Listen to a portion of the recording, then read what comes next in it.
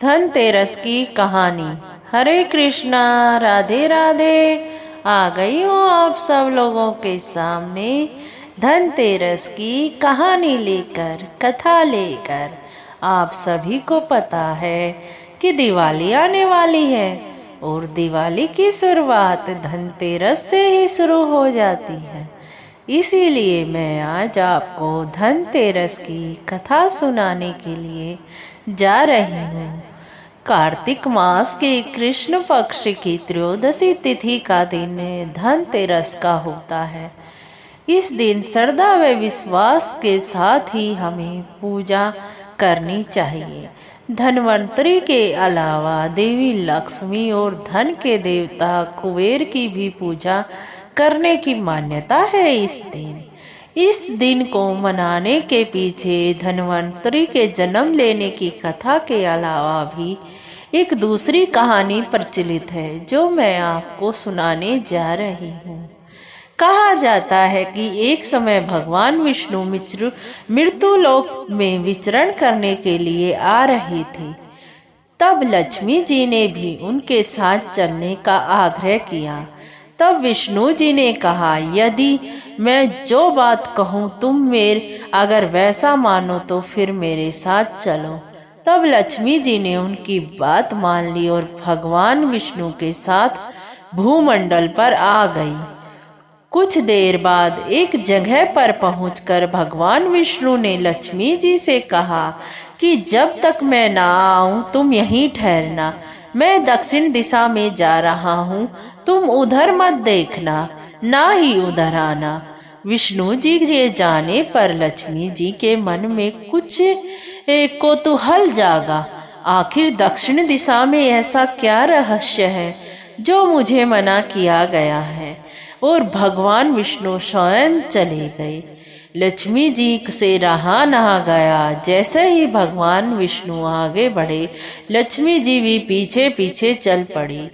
कुछ देर आगे जाने पर उन्हें एक सरसों का खेत दिखाई दिया, जिसमें खूब फूल खिले हुए थे। सरसों की शोभा देखकर वह मंत्रमुग्ध हो गई और फूल तोड़कर अपना श्रृंगार करने लगी और फिर कुछ आगे बढ़ी।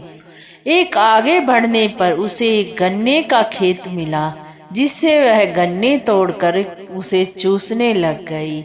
उसी क्षण विष्णु जी आ गए और यह देखकर लक्ष्मी जी पर नाराज होकर उन्हें श्राप दे दिया। मैंने इधर आने को मना किया था, परंतु तुम नहीं मानी। किसान की चोरी का अपराध कर बैठी। अब तुम इस अपराध के जुल्म से किसान के घर 12 वर्ष तक सेवा करो। ऐसा कहकर भगवान विष्णु उन्हें छोड़कर क्षीर सागर में चले गए। तब लक्ष्मी जी उस गरीब किसान के घर रहने लग गई। एक दिन लक्ष्मी जी ने उस किसान की पत्नी से कहा, तुम स्नान कर कर पहले मेरी बनाई गई इस देवी की पूजा किया करो, फिर रसोई बनाना।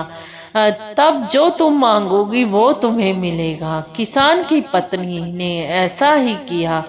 पूजा के प्रभाव और लक्ष्मी जी की कृपा से किसान के घर दूसरे ही दिन से अन्न धन रतन सब भर गया। लक्ष्मी जी किसान को धन धान्य से पूर्ण कर दिया।